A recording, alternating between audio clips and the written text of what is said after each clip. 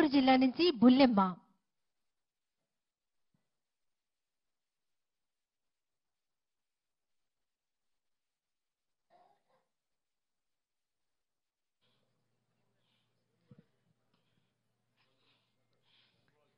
నా పేరు కల్లం బుల్లెమ్మ అండి. ఏలూరు జిల్లా ఐటీడీఏకేఆర్పురం బుట్టైగూడి మండలం నుంచి వచ్చానండి.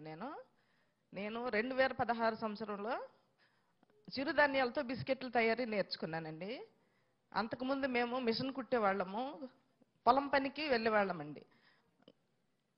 2016 సంవత్సరం ప్రభుత్వ ఆఫీసర్లు వచ్చి మీకు సిరిధాన్యాలతో బిస్కెట్లు తయారు చేయించడానికి నేర్చుకుంటారా అన్నారండి.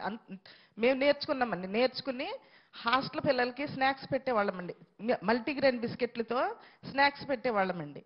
అయితే గత ప్రభుత్వంలో ఈ హాస్టల్ పిల్లల స్నాక్స్ ఆపేశారండి. అయినా మేము దాన్ని వదిలేయకుండా దాన్ని అభివృద్ధి చెందిస్తూనే ఉన్నామండి. కాకపోతే ఇలా ఆపేసినందుకు మీరు మా మీద దయ ఉంచి మళ్ళీ మాకు అది అవకాశం ఇప్పించవలసిందిగా కోరుచున్నామండి.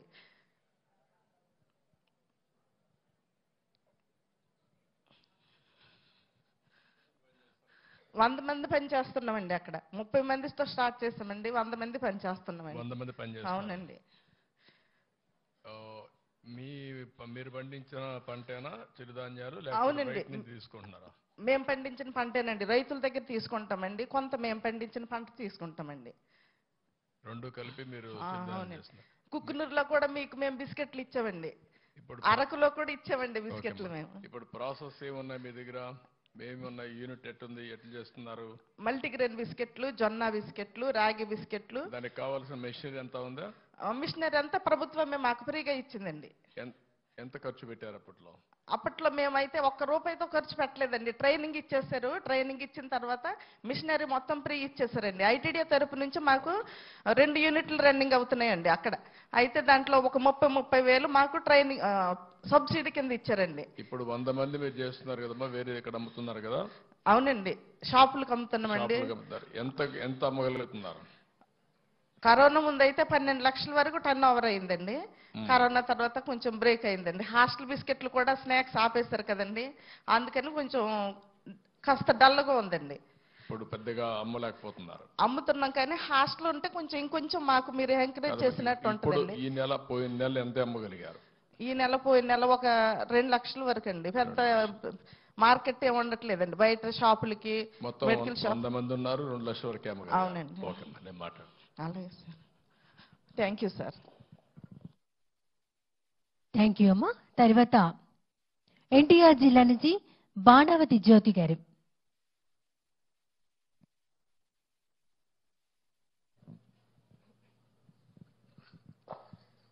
గౌరవనీయులైన ముఖ్యమంత్రి గారికి, అలాగే స్టేజ్ మీద ఉన్న పెద్దలకి, అధికారులకి, మా ఆదివాసులందరి నిమిత్తం మీకు నమస్కారాలు చెల్లిస్తున్నాను.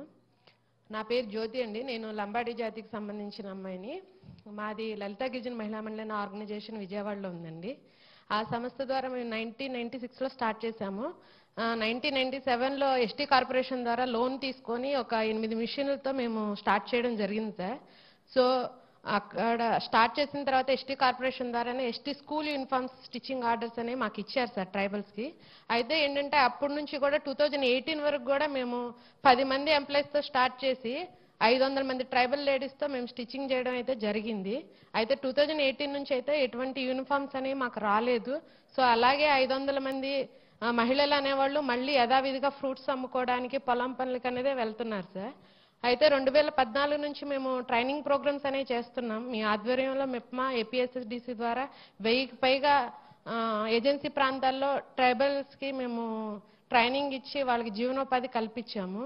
సో మేము 2019 నుంచి ఎటువంటి ట్రైనింగ్ ప్రోగ్రామ్స్ అనేది మేము చేయట్లేదు. సో మీ ద్వారా మేము ఇంకొంతమంది నిరుద్యోగ ట్రైబల్స్కి మేము ట్రైనింగ్ ఇవ్వాలి అని అనుకుంటున్నాం సార్. అలాగే 500 మంది మహిళలకు కూడా మేము ఏదోటి స్టిచ్చింగ్ వర్క్ అనేది మా ద్వారా చేయాలని మేము అనుకుంటున్నాం సార్. మరి మీ సహకారం మాకు ఉండాలని కోరుకుంటున్నాం సార్.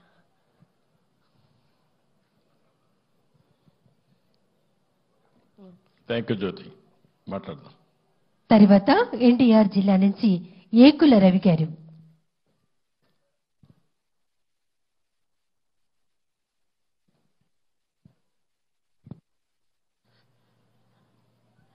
ప్రపంచ ఆదివాసీ దినోత్సవానికి విచ్చేసిన గౌరవనీయులు ముఖ్యమంత్రి చంద్రబాబు నాయుడు గారికి నా హృదయపూర్వక ధన్యవాదములు సార్.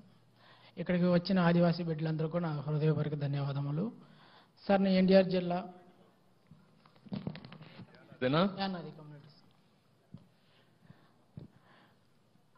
ఎన్టీఆర్ జిల్లా కౌలూరు గ్రామం జీకొండ్రు మండలం నుంచి వచ్చాను సార్. నా పేరు రవి. నేను యానాది కమ్యూనిటీ నుంచి వచ్చాను సార్. సార్ మా యానాది జాతిని ఎక్కడా కూడా గుర్తించట్లేదు సార్. తమ ప్రభుత్వంలోనే మాకు 35 ఇల్లులు మీరే శాంక్షన్ చేశారు సార్. మరి రోడ్లు కూడా మీరే శాంక్షన్ చేశారు సార్. మాకు ఎటువంటి జీవన ఆధారం కోసం చాలా ఇబ్బందులు పడుతున్నాం సార్. మా జీవన ఆధారం వచ్చేసి చేపల వేట సార్. మాది చేపల వేటకి సంబంధించిన మాకు ఎటువంటి సబ్సిడీ లోన్ కూడా గత ప్రభుత్వంలో మాకు ఎటువంటి కూడా అందలేదు సార్. మీరు మాకు ఆ సబ్సిడీ లోన్లు ఇప్పించగలని కోరుకుంటున్నాం సార్. సార్ చుట్టుపక్కల 5 గ్రామాల్లో కూడా నేను డిగ్రీ చేసి ఉన్నాను సార్. కానీ నేను ఇప్పుడు చేపలు పట్టుకొని వ్యాపారం సాగుతున్నాను సార్. ఎటువంటి ఉద్యోగం లేక నేను చాలా ఇబ్బందులు పడుతున్నాను సార్. ఇక్కడ మా కౌలూరు గ్రామంలోనే చేపలు పట్టుకొని వ్యాపారం చేసుకుంటాను సార్. ఎక్కడ చేస్తున్నా? కౌలూరు గ్రామం సార్. అక్కడ మైలవరం. అక్కడ ఏముంది? అక్కడ రిజర్వాయర్ ఉందా లేదంటే చెరువు ఉందా? లేదు సార్, చెరువు సార్. మా నాన్నగారు వీళ్ళు మాత్రం కృష్ణా నదిలో వేటాడుతూ ఉంటారు సార్. వాళ్ళకి కూడా పడవలు ఇవన్నీ ఏమి సబ్సిడీ లోన్ల ద్వారా ఏమి రాలేదు సార్. మాకు ఈ సబ్సిడీ లోన్ ద్వారా పడవలు వాళ్ళు కల్పించారు సార్. సార్ మాకు అంటూ చదువుకున్న వాళ్ళకి ఎటువంటి కూడా గుర్తింపు లేక ఉద్యోగాలు లేక చాలా ఇబ్బందులు పడుతున్నాం సార్. మాకు ప్రత్యేక యానాది కార్పొరేషన్ కల్పించాలని కోరుకుంటున్నాం సార్. చదువుకున్న వాళ్ళకన్నా ఉద్యోగాలను వస్తాయని ఆశపడుతున్నాం సార్. మీ ప్రభుత్వంలో ఇది సాధ్యం అవుతుందని మేము ఆశపడుతున్నాం సార్. మాకు ఎక్కడ సహాయం చేయగలరు? Thank you. మంచిది రవి, నేను మాట్లాడు. థ్యాంక్ యూ అండి. తర్వాత